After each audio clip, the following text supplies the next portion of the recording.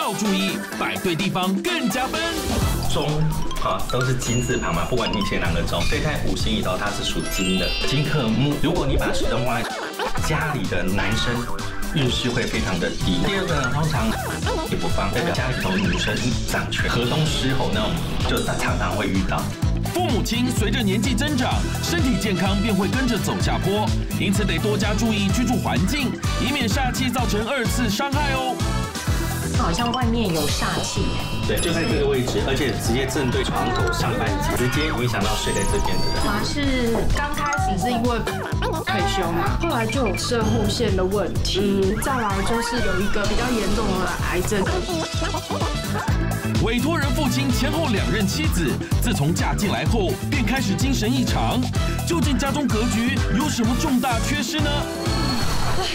佩珍，你不要走，你走了，我跟3个小孩怎么办呢？台湾我真的待不下去了，你自己好好保重你自己，我要去香港了。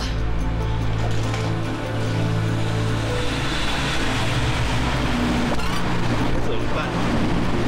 我还有3个小孩，光自己一个人照顾吗？哎呦呀，哎呦，怎么了？先生啊，你走路是不是有在看？我没有走路。不好意思，您怎么啦？因为我一脸哀愁的感觉。因为我太太她离开台湾，她回到香港去了，留下我跟3个小孩，我真的不知道该怎么办才好。所以你现在一个人很孤单，对不对？对啊，我真的不知道怎么跟小孩要谁来照顾呢？你刚有被我电到吗？有，为什么会被电到？对，其实我跟你讲，我现在一个人，如果你不嫌弃的话，我可以照顾你，还有你的小孩。这位小姐，你在做什么？啊？这位小姐，你刚刚是在头转吗？哦，不好意思，因为呢，他现在一个人，所以需要我的照顾。我前脚才刚走，后脚忘了拿护照回来拿。你现在就这样子移情别恋？我还没有开始。还没有开始，等等啊，要不你要走就尽量走，你干嘛再回来？我不走了。你让你走，你让你干嘛？你不走没有关系，我们走啊！不准走！啊，为什么你要抢我的男人？谁抢谁的？对呀，你这位太太你太夸张了。重点是他很爽哦。对，老是难得演到这样的角色。对啊。哦，好啦，到底你是咧拔倒一寸啊？无啦，那委托人这寸不是安尼演的啦。不是安那演啦。那委托人真的是。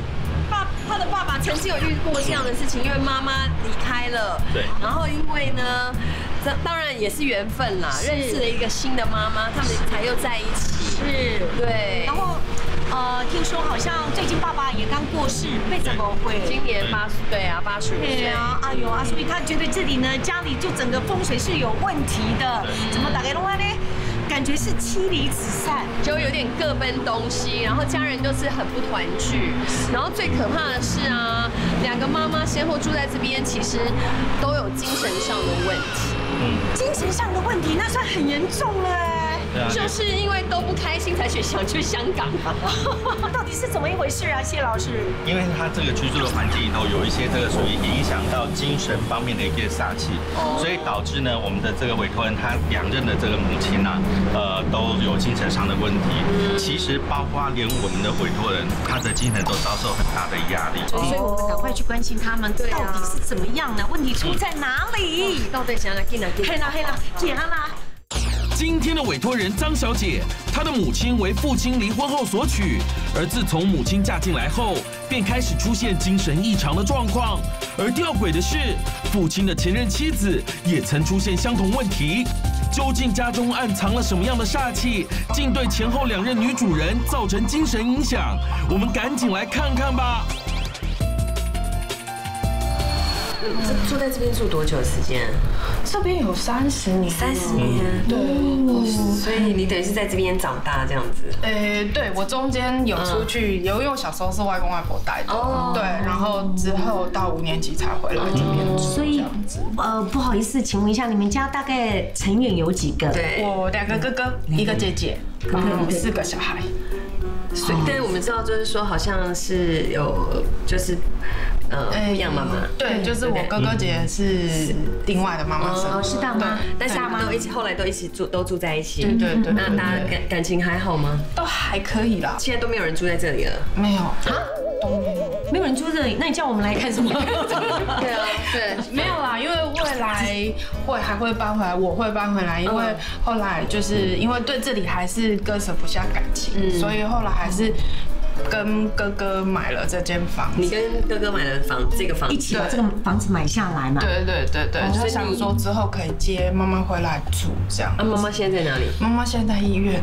哦，妈妈生病吗？对，就是妈妈也是精神上面的状况不好，所以就是哦，对，在医院。所谓的精神状况不好，大概是还有离婚，就是精神分裂症。对，所以她现在有就是在治疗当中。可爱的乖女儿，对啊，张小姐她以后想来这边住啊，所以她一定要把这里的风水把它改好，对不对？那你可以留着爸爸妈妈的这一份爱关心，然后你还再继续住这个房子，是很好，但一定要改好，你再来住。当然，因为每个角落都有很多的回忆嘛，跟爸爸妈妈在一起那个快乐的回忆，所以要回来住真的是非常 OK， 但重点就风水一定要调整好。对啊，我想说这样子可以包含自己的小孩、先生那些，还有大家的身体健康都可以，这样你也比较安心了。所以你自己有感觉，就是说大家搬来这个房子住的，就好像渐渐家运不好，是不是？我会觉得会比较差一点，因为自己一定有感觉，对，因为住在这里这么久了，对不对？谢老师，所有的煞气都在哪里呢？首先第一个当然就是门口外面没煞气，但是对着门就有煞气。对着门。所以你看看门的对面有什么？对，冷气。对，对得很正哦，你没有发现？哇，天哪，那整个就是把财全部都往外吹了嘛。对，所以一般来说，观众朋友，可能你装那个冷气的时候稍微注意一下，因为是可能不管家人或什么，任何人开门的时候，冷气都对外吹嘛。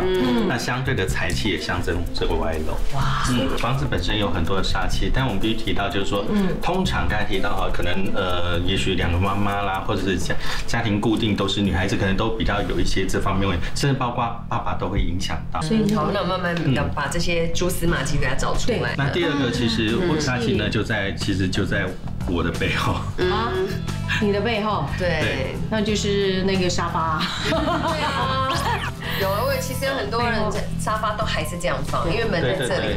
那其实就是整个我们现在等于在走道上的感觉。对呀，就是整个沙发就是无靠啊，然后又背门。对啊，所以你们一直以来都是这样子放吗？对，从以前到现在都这样。就是因为那个是固定的。哪一个是？就这个电视柜是固定的。对，所以从以前到现在都是这样。所以全家都在那个招小人哦。那你们的财务状况呢？你说我们的财务状况其实都一直都是就是中下这样子，因为所有的开销都要靠爸爸，就是爸爸一个人，因为加上妈妈3个小孩加你4个小孩，就一家6口都是爸爸一个人的负担。对，所以后来我们就变成大家成年之后，大家都跑出去工作。对，一定要，所以大家就都慢慢的就不住这里，都慢慢的都出去。难免呐，家里都会这样子啦。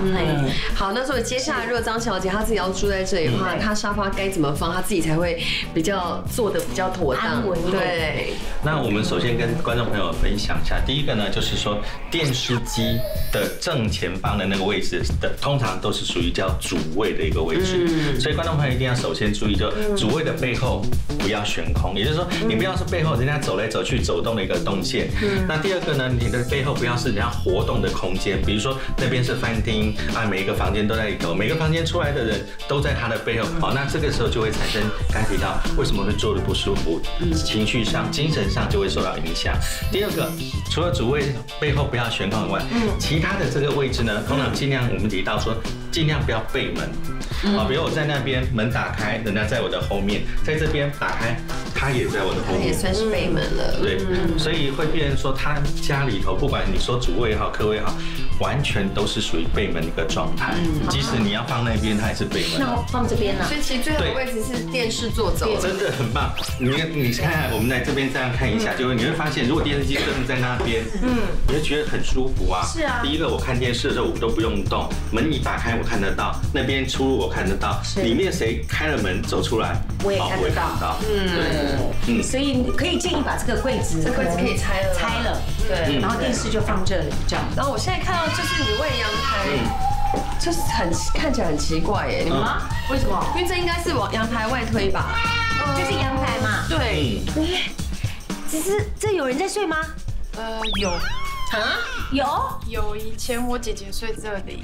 你姐姐睡在这里？这根本就不是个房间啊！是啊，因为我大哥还在的时候，因为里面只有2间房间，除了主卧房之外啦，就是还有2间房间。然后，可是姐姐在的时候就没有地方可以给她睡。那你睡哪里？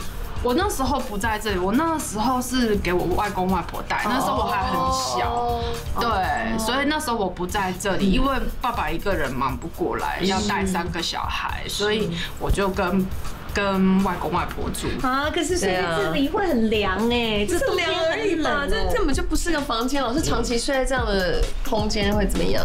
好，第一个，如果他房间它的保暖性比较好，对健康方面才会加分。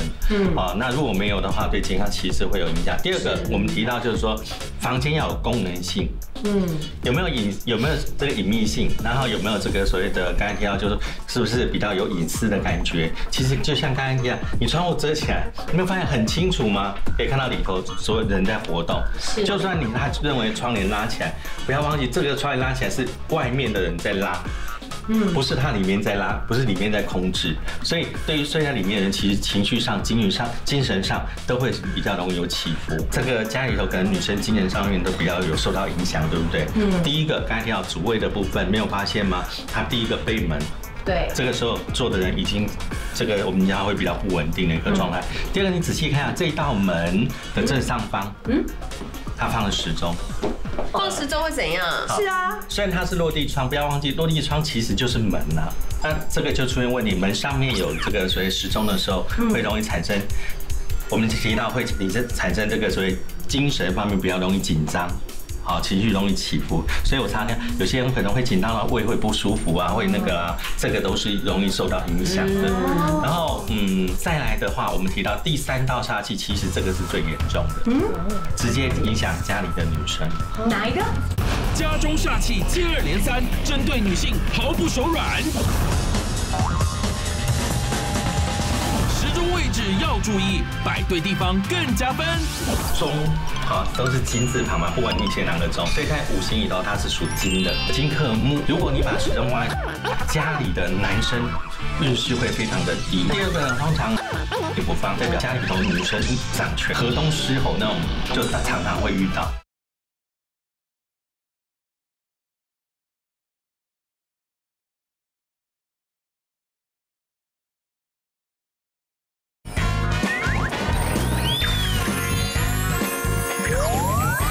门上面有这个所谓时钟的时候，会容易产生，我们提到会产生这个所谓精神方面比较容易紧张。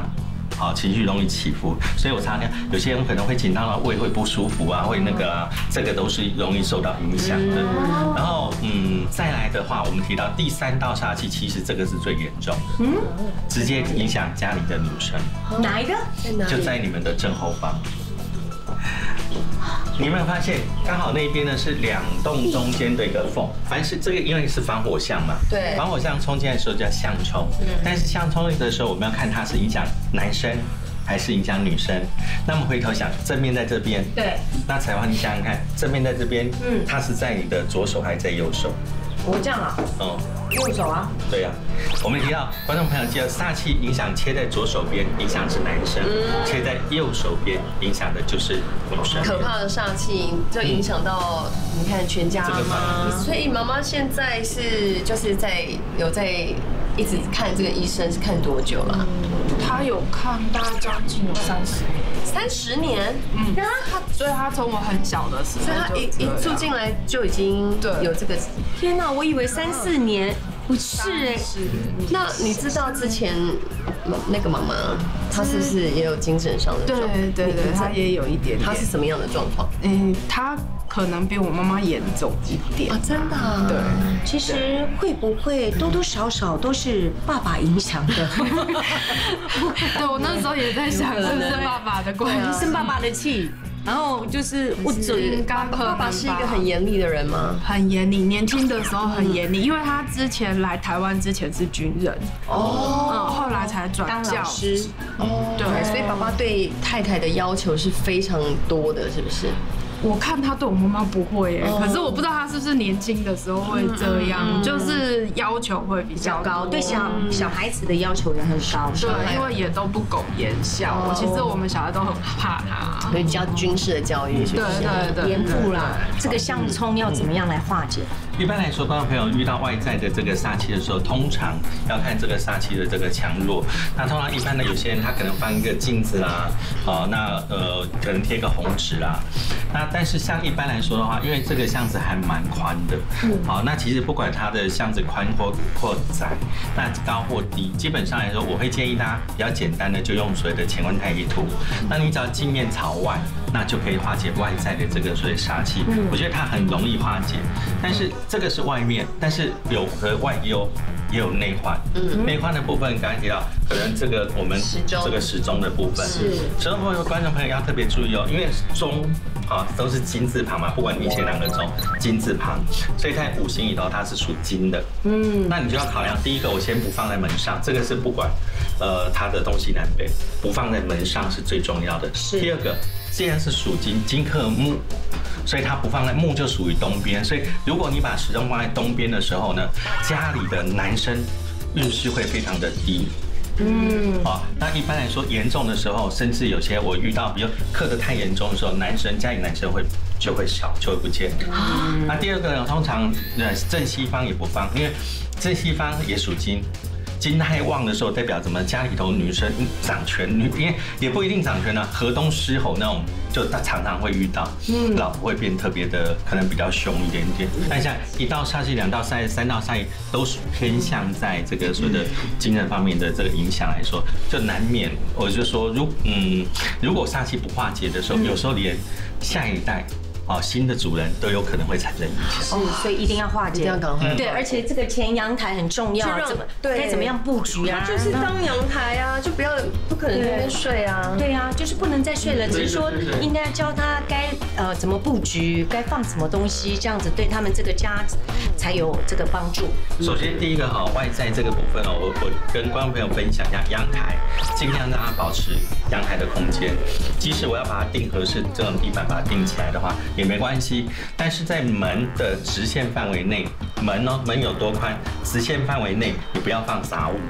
你真的要放，麻烦放门的这个直线范围以外的空间，这样的话才能让主人的事业、工作和财运上不受影响。其实我真的很想问一下观众一个问题，就是说刚刚这一段从谢老师讲到现在啊，一般来说呢，谢老师总共讲了几句？一般来说和基本上来说，就是你们可以算算看，然后再写信告诉我们。时钟若是挂在门上，容易使人感到紧张，最好将时钟移至别处。而前阳台改建成卧室，睡在这等同于风吹日晒一样，长期下来也容易影响到精神状况。最好将前阳台回归原本的用途。很可爱啦。一般来说，只要看到一个这样子的东西，我就会有点担心了。你看，这真的很怀念呐。是啊，这真的30年以上的房子才有这种装潢哎。对，但是这个在风水来讲呢，它是有煞气的。当然是这样，果心门一般来说，它最大的问题应该就是我们提到家运会容易导致衰退。所以其实对张小姐来讲，其实家运有慢慢衰退的状况吗？就是都是只出不进啦，就是因为爸爸也退休了，然后对啊，所以其实基本上家里就是我最大的开销就是妈妈，对，妈妈医药费是不是？对。哇，然后妈妈有时候3不5时会有那种什么健忘啊，或者是怎么样啊，对，一些突发状况哦，对，哇，这样太辛苦了。是啊，那我们赶快把这个拱形门拆掉。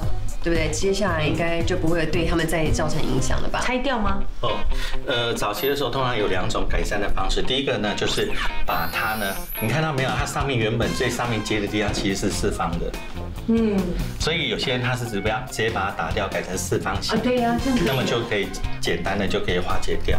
那第2个方式就是说，有些人他会觉得说，可能这个就是我，也许刚装潢没有多久，那我就舍不得打它。舍不得打掉的时候呢，就在门的后面左右2方各悬挂一串5帝钱。就可以避免家运衰退的一个情况。那请你来那个餐厅哈，你们家2个人。是啦，嘿啦，嘛是对啦，咱来餐厅看买啊。这样子有点被溅到散了哈。有啊，有啊，看到餐桌了哎。对啊。这样子有照开门见山吗？其实没有因为你在空间已经它做很明显的分割，对，所以它是已经区隔开。倒是现在比较大的问题，我觉得不是餐桌的问题，而是在冰箱这个地方。毕竟这个吃的东西要考虑到卫生，是，所以它不能够面对。你看它对面的这个，它对面是什么？是房间啊，去看。去看。对啊。究竟冰箱位置出了什么问题，竟攸关到食物的卫生问题？我以前开鬼屋的嘛，我都这样开。然后自己先叫2声，有什么东西？有没有东西？哎，这是我最爱的厕所啊！你今天膀胱好强哦，到现在还没上哦。对呀，对，还蛮强的哎。哎呦，安娜，你看那个马桶。你怎样啊？还蛮干净的，没有啦，有整理朝前啊。炒屋前会怎样？炒屋前烦恼就多了，不是吗？对，都会什么样的烦恼？好，一般来说，通常它设定就是它不朝着外面，对着外面住。因为换个角度来说，以前提到这样的一个设计的时候，楼面怕臭是怕家运不好，马桶不朝前怕主人烦恼比较多。所以这个就是为什么我们回头想想看，从爸爸妈妈搬进来以后。跟爸爸，你会发现他烦恼事情可能很多，从妈妈的身体到这些所有的小孩，到后来可能他自己身体出了一些状况，我觉得他的心里应该都有很大的影响。那时候跟爸爸聊很多他的内心那个世界嘛。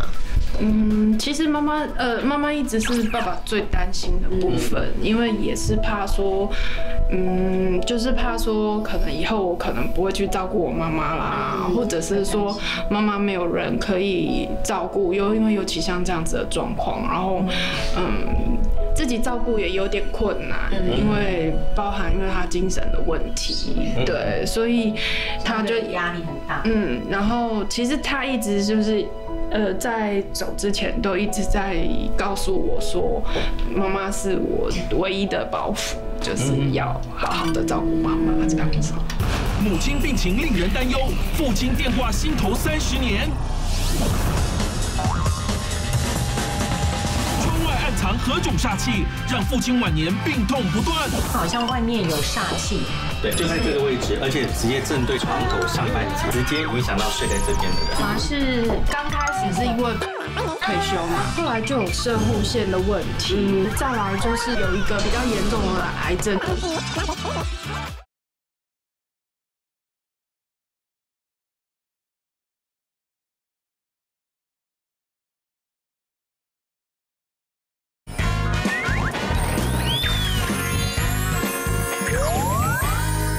就是在走之前都一直在告诉我说，妈妈是我唯一的包袱，就是要好好的照顾妈妈这样子。对，哇，真的是好爱，对不对？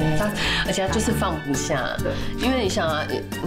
对啊，30年他都在操这个心，所以他今年这个离开的时候，他还有特别这样交代你，一定要把妈妈顾好。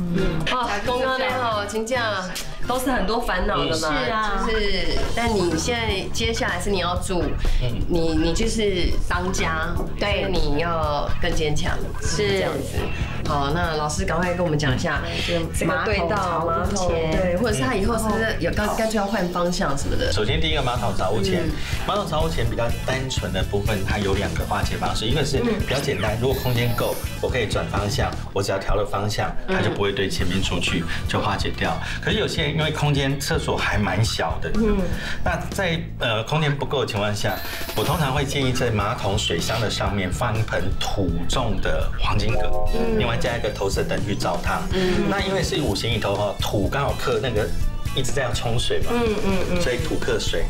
然后那个阳光照射这个植物的时候，植物又会长得很茂盛，然后进行光合作用。那这个时候有净化空气的一个功能。是。那第3个是空气里头如果湿气重的时候，那么水生木，那基本上还5行相生。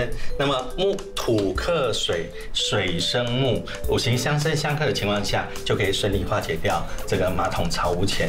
当然这个部分是简单啦，但是第2个部分我是觉得比较难一点点。冰箱也不难啊，冰箱一个方向的话啊。现在冰箱在那个位置哦，它就有一个地方就正对着厕所的嘛，厕所。那现在就说啊，我现在这个方向是对厕所，我转过去会对房间门。对。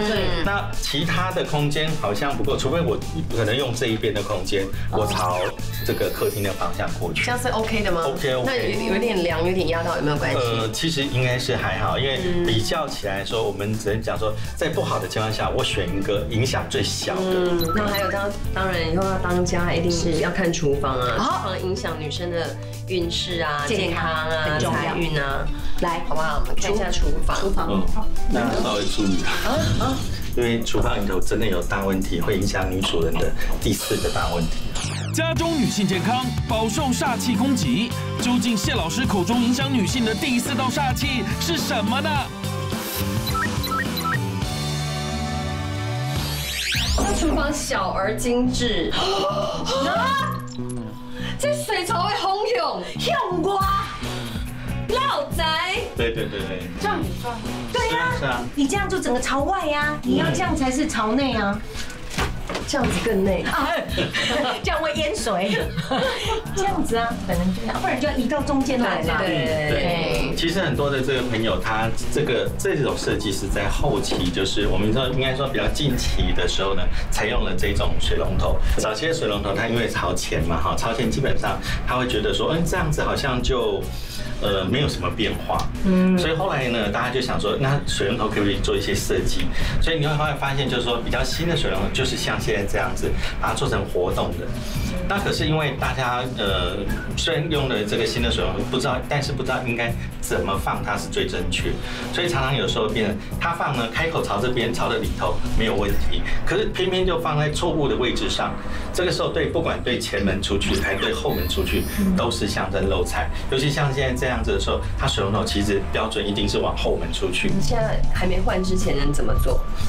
我比较简单的方式应该是建议他就是用挪动的方式，就我有用的时候我才把它挪出来。那么可能对着后面是暂时一下子。那你刚刚说的第4大恐怖的是在哪里啊？那就是在我们的头顶上。头顶上？在我头顶上，就你刚好压在你头上哎，难怪我一直觉得怪怪的。怎么样？就是有被压的感觉。被什么压？被凉压，要不然呢？就是有一种压迫感。是。对，哇，真的耶，这个，而且压到我真的没有关系，我肉身挡。你打的字，他有。老师，我不敢看了，我用眼角有稍微瞄到，它好像是压到了炉灶，是吗？是啊，没有错。那横梁压灶其实分2种，一种是真的就是横的，好，那直的压，基本上只要在炉灶上都不要压到它。为什么？因为古代灶有灶神，所以不压在这个灶神的身上。所以在民间里头都会建议说，梁尽量跟它能够稍微错开。那这个部分我想就会比较有一点问题，因为空间真的不太够，移不了了。但如果我用装潢的方式把这个梁就是包起来呢？哈，对啊，要不然它这样太明显了，包起来，然后不是垫个什么东西可以稍微帮它挡一下吗？通常第一个方式，我们通常比较用这个所谓的这个麒麟彩八卦，那么特别放在梁的这个左右。只是第二个问题就出来，就是说，万一女主人已经有影响了，像可能妈妈身体已经有影响，说不定我们现在讲说新的主人他的身体搞不好也会受影响，所以我们会建议就是最好再放一对葫芦。那这个葫芦哈，最好能够到这个所谓的可能保安宫啊、保生大帝啊或神农庙啊，只要那个主神是属于医生的，那你就跟他讲，我叫什么名字，住什么地方，遇到什么问题，那么是不是可以请神明帮我们，就是能够让平安顺利啊，然后不要这个身体能够健康，然后求一些香灰回来了之后，把它这个香灰装到葫芦里，那么悬挂上去就可以化解。这个一定要做，因为对啊，你看之前妈妈在这边也是影响到健康，所以妈妈除了精神上的这个状况之外，她身体的状况还好吗？这也就是肠胃上面的问题。对，然后也是常常会跌倒啊之类的，擦伤啊，对，就是小伤不断。那肠胃是拉肚子吗？反而相反，啊，便秘。哦，也算。对，就是没有办法上厕所，对，就一定要靠药来。对呀，多吃一点那个蔬果啊、酵素之类的。可是妈妈因为她现在都没有牙齿，所以她现在所以连吃都有问题。对，所以那就变成都要喝流质的东西哎。对，不然她就是变成她要用吞的。那当然这个部分只能够化解到这个问题，但是还有一个更大的问题。哪里呀？没有看它这个，我们古人说门主灶，阳宅三大要素，大门、主卧室跟这个厨房三个不能面对面。那我们现在这一间呢，就是它的这个厨房喽。对，那不能够正对。那我们来看一下正对什么？厨房水龙头若是朝向后门外，代表容易财水外流，最好将水龙头转向化解。而梁压灶则容易影响女主人健康，最好在梁的两侧挂麒麟彩八卦做化解哦。好，你说这一间最严重啊？这一间是谁的房间？这是以前爸爸过世之前的这间房间。所以爸爸跟妈妈睡的房间，主卧就对了。所以接下来你们搬来之后，也是你会睡这个房间，跟你先生睡这。对，进去看这里。灯的话，全开了吧？那里面是有厕所吗？这里面有洗手间，就是这间有啊，套房。对啊，就是一个套房。好，那要进去之前要稍微等一下，现在就在你的头上。我头上，梁。对啊，穿心梁。天哪！对，这个房子里头唯一的穿心煞就在这一间，也就是从厨房的对面的这一间。会不会刚刚老师讲说这是很大的一个问题？那你想想看，不管在父亲跟这个可能妈妈一直生病或什么精神上这些，我觉得这个在他心里头就是一个是有影响的。对，而且你不知道到哪里去告诉人家，你不可能到处去告诉人家嘛。是，所以你要自己默默吞在心里头。第二个可能在当时后来在中风的时候，那你这些东西你还是要去那个，你自己又不方便，又没有办法再像以前那么方便去工作，或者是去维持家庭的时候，我觉得那个心理影响更大。所以后来爸爸有中风的，就是不能就是对。他那时候行动不便，中风后来就没有办法自理生活了。对，就是后来就是因为这间房间比较大，原本爸爸是睡这一间，然后后来他没有办法走，然后就只能请跟费用一起就在这一间，对，这间比较大。其实不管他睡这一间睡这一间呢，两间都有个共同的煞气。就是穿心。不是，在里头还有个更大的问题。两间都有共同。让这两间变成还有个共同的煞气。是啊。主卧暗藏严重煞气，父亲健康饱受折磨。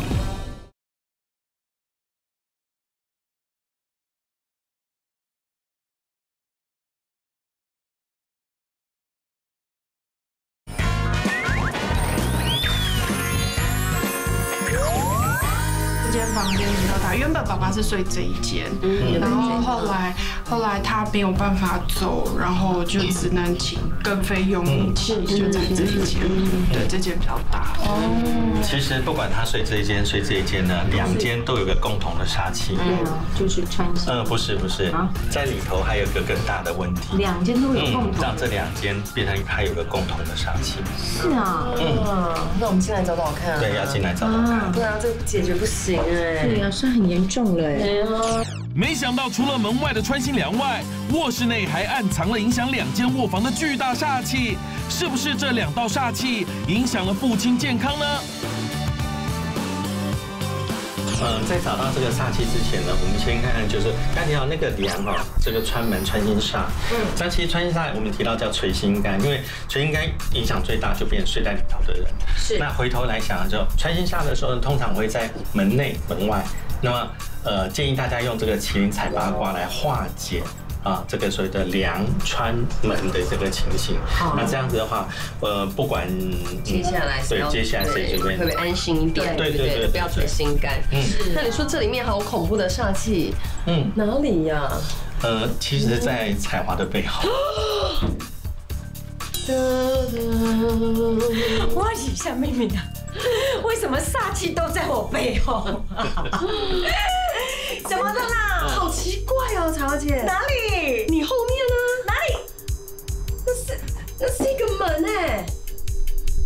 这是通后阳台吗？那是什么意思？通隔壁房间。哈？隔壁房间？对。什么意思？你是因为这是一个走道还是一个阳台？它原本是一个阳台。就是那一个房间有一个，也有侧阳台，对，然后把它打通了，是不是？没有，它原本就这样，它原本的格局就是这样，然后现在关起来了，所以就是说这个房间这个阳台可以走出去，然后隔壁的房间也可以走出去，然后我们可以互通，所以就是通这个房间通那个房间，通那个房。哎呦，这个好像也是煞气耶。对啊，因为当2个房间它紧邻的时候，又直接里面它有通道，门口它可以相通，或里面这边又有通道可以相通的时候，就变成形成一个回风煞喽。那当然回风基本上回头想看，家里原本大概4个人，好，慢慢的，这个可能哥哥也搬出去啦，这个姐姐也搬出去啦。所以屋子里头人相对的就越来越少，这个到最后呢，其实应该到父亲那个的话，那其实人就是你就会发现他就是逐步减少嘛，那所以这种情况来说的时候，我会建议观众朋友可能比较简单的化解方式就是这个门呢，你觉得要设定在哪一边？要设定给主卧室用，还是要设定给另外一个房间用？那老师，你会建议他封哪一间？因为他接下来自己可能要睡这间主卧。我是建议大概就是封这一间的这个门啊，因为隔壁的这个门啊，其实因为隔壁太小，然后里面那个地方其实空间上面它的门反而倒比较宽一点点。那我不如遮这个门，第一个小，我比较好遮第二个其实里面空间已经够大了，我想这个部分应该不会受到什么影响。那这一间封起来啊，封这个门。对哎呀，那他安心啊，你也这一间。对啊，那没有回风煞的问题啊。但是接下来还会有更大的问题。还有问题哦，因为你回头想看它的主要的门在哪里。我们一定要回头想想看。对，一定要比较好想。然后我们进来的时候是从那里，那边一个门，对，那边一个门。那你想拉对角，这边的对角是客厅嘛，公共区域是，但这边的对角是房间，所以梳妆台，你回头想想看。好，我要回头看，就是这个位置，没有错。啊，也就这个地方呢，是财位呢，对，双倍张开，又是在主卧室里头，所以这个呢，应该原本就是主卧室的财库的位置，就在这里。所以财库见空了。那第二个，除了下面空空的以外，第二个问题，这边又直接装了一个大的这个梳妆台的镜子，会怎样？镜子是反射啊，反射就好像打太极拳一样，本来你那可能拿了一个球过来，或者拿了一个黄金过来一样，那我如果在财位上就像黄金嘛，那我明明就已经送进来了，我还把它推走，哎呦，镜子反射又把它推走了，不行，哦，所以这个时候就变成说啊，我这个可能有些这个我们讲财务上的一些部分要小心。第三个又更大的问题，就是我除了进来的我没有守住以外，旁边这个地方窗户啊，距离没有超过1个手背以上，那么直接开窗。那你有没有发现他这个可能他以前的习惯也是这样啦？因为这样的设计的时候，他就会习惯开这一边。那习惯开这一边的时候，这个手背没有一个手背宽，你想一个钱币这样滚过来，自然就从这个窗户直接出去了。所以这个时候呢，观众朋友一定要小心，就是第一个，你的这个财库的位置不要放镜子。第二个，可能在这样的一个角落范围头，双背张开一个90度角，那尽量不要开门或开窗。真的要开窗的时候，选择另外一边那个1个手背以外的位置来开。所以应该它这个照理要遮一半，开正常要开到那一边去。哦，所以接下来你的房间也是要这样安排，对，这样财库才守得住。对，但是除了这个以外，他可能到时候睡觉也要考虑一个问题。不是这个睡这个方向吗？是对的吧？对，是对的，是对的。可是你有没有发现，它的床头板很小，可是上面梁比较宽。对耶。哇，那你那个床头柜可能就是再买比较宽一点点，可是感觉到好像外面有煞气。真的很标准，就在这个位置，而且直接正对大概是床头上半截。是。好，那个刚好房子的这个旁边侧面啊，都会有所谓的屋脊。那屋脊很明显高度就在这个窗户的位置。屋脊上。屋脊正切进来就切在床上。你看看这个就是就早期睡的这个证据嘛。会影响爸爸。所以直接影响到睡在这边的人。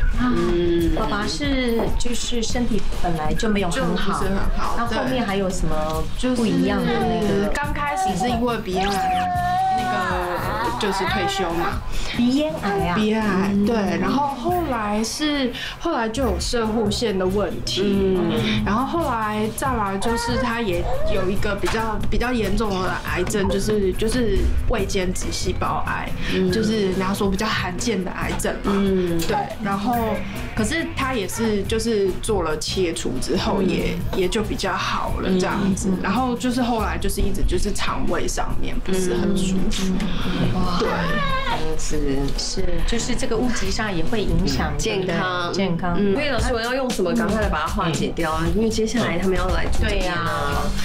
我们可能会建议观众朋友，就是当你遇到这个所谓的屋脊煞的时候哈，屋脊越长，影响力越大。所以第二个是我们提到，就是可能就是应该这样讲，就是说颜色也会有影响。比如说它有这个白色啦，屋顶红色屋顶，那以颜色越鲜红，应该说越亮的颜色影响越大。当你遇到这种屋脊煞的时候，建议大家用这个所谓的乾坤太极图，做移山倒海的一个这个动作，直接做化解。那这样就没什么问题了吗？还有一个小问题啊，到时候他搬进来的时候，我会建议他可能要稍微调整一下，就是刚好在你们的背后。不是那个，因为我都有说那个，对，就是爸爸的照片，是。那因为我们古代的人是这样哈，他把这个所谓的家族的这个可能一些遗照或者是这个画像，会放在以前的这个正厅，就是我们讲客厅的位置里头。年纪比较大的放在他的左手，从正厅的左边；年纪比较小的放在正厅的这个右手边。可是不能放在房间。那你自己是在哪一个房间？不是就是在隔壁那，就是隔壁，对，就在旁边，所以就是可以通的那一间。那我们肯定要去看一下你可以通的。对，你以前住的哈。对，好。财位布局要注意，避免在2臂宽的范围内开窗开门，以及在财位上摆镜子哦。而窗外屋脊正对床头，容易影响健康，最好在窗上挂乾坤太极图做化解。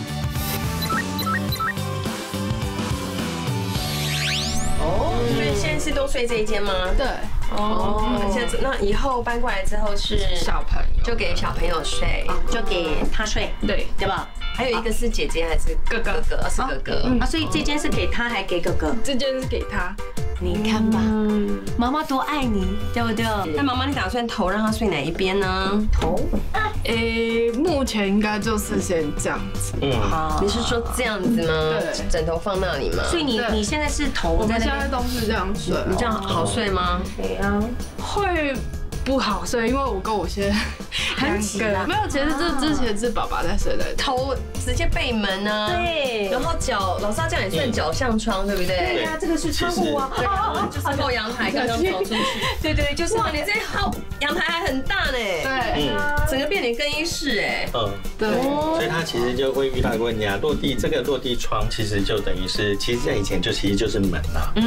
那透过这个落地门，其实等于说你在那个地方，第一个背门，对，我睡的地方背门，第二个脚直接对着门出去，对，这个在风水上来说都是大忌讳啊。比如说背门的话，可能会心比较不安定啊，没有安全感啊，所以你回头想想，光是算心理的不安定，没有安全感。算起来不会比我讲的次数少哦。你说回头来想想吗？还是一直，还是基本上来说，一般来说，因为刚刚已经讲了，因为刚刚讲了一下，就是算的前面已经有4个比较大的嘛，再加上现在这个位置可能是比较严重，那这样子的话算起来至少有5个都是比较针对这方面问题，健康啊。对，那第二个脚这样一直这样对出去来说的时候，你想健康有问题的时候，那个时候其实已经蛮严重，但搬过去之后煞气对到的更严重，所以为什么会影响比较大？那现在就说 OK， 我2个夫妻可能挤在那个地方，但是还是脚对着这个窗嘛。那小朋友，我虽然把它暂时先放在这个位置来说，你回头看上面那个，有灯高，还有灯高哦。然后我就会把它头在那边啊，脚朝这边来。好，到时候放的时候，因为它换个方向之后，中间这个横段比较宽，那头旁边就不会有那种门在这个所以头的后面的问题。然后这个灯就好解决，就是改成圆的，圆灯，对啦，就是我觉得很棒，就是张小姐其实她很用心，然后我觉得她生性是很乐观开朗，对，说家里虽然爸爸妈妈就是生病啊这样，你都还是很坚强，然后也担起这个家里照顾长辈的一些责任，其实非常的勇敢的，而且我觉得她又很善良，对，这感觉就是那种磁场，就觉得啊，这是姐好太太、好女儿、好妈妈、好女儿，对啊，全家健健康康、平平安安，这是最大的福气，对啊，祝福你哦，张小姐，加油加油！